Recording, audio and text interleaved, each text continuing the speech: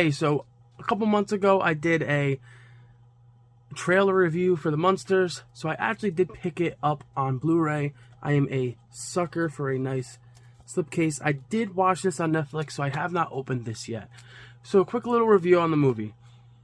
Was it as bad as I thought it was going to be? No.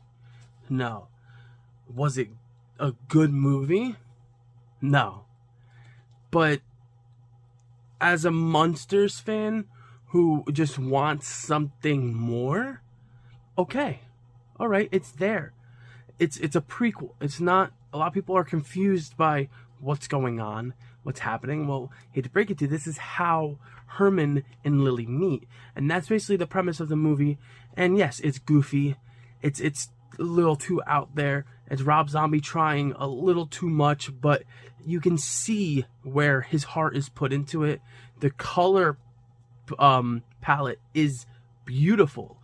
And I think they have to sue the guy who made this trailer. Because the guy who made that trailer, it looked like a high schooler made it. It looked like a high school project that they were going to get a C+ on. Yeah. Because the movie, it looks great. It looks fantastic. Like when they switch from like where they're from and then they move to California, you end up getting this other different color palette and you're like, it's even still great. And that's really what I enjoyed about the movie was the way things looked. Rob Zombie, you can go back to Halloween 07. As much as I don't care for that movie, you can't say it's not directed greatly. You can't say that it doesn't look good. And that's what happens in this movie is when you watch the trailer, you even say to yourself, that looks horrible.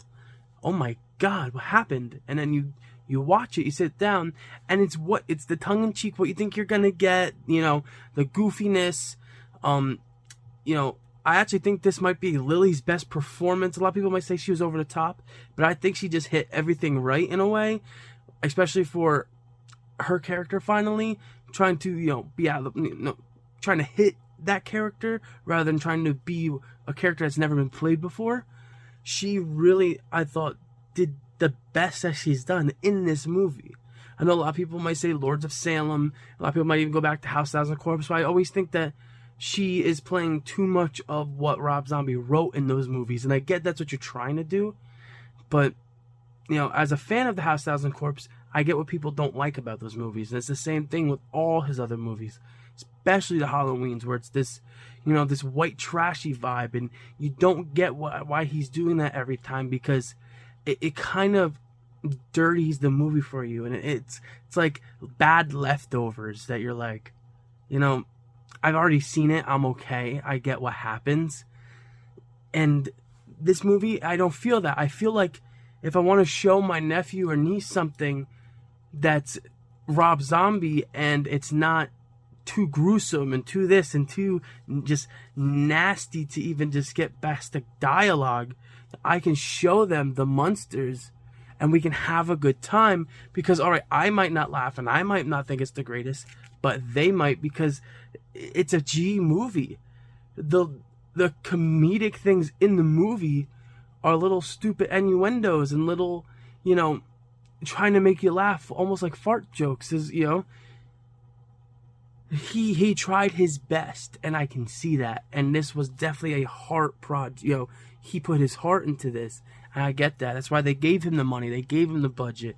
He had to go build a set. He did all the things right.